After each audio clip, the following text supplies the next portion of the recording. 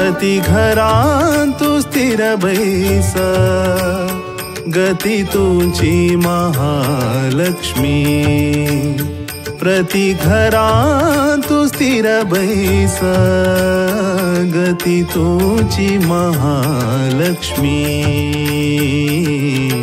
वितत महिमा पतित पावन वितत महिमा पतित पावन श्रीपतिले सेवा सदत दीनु प्रति घरांतु स्थिर बैस गती तुझी महालक्ष्मी।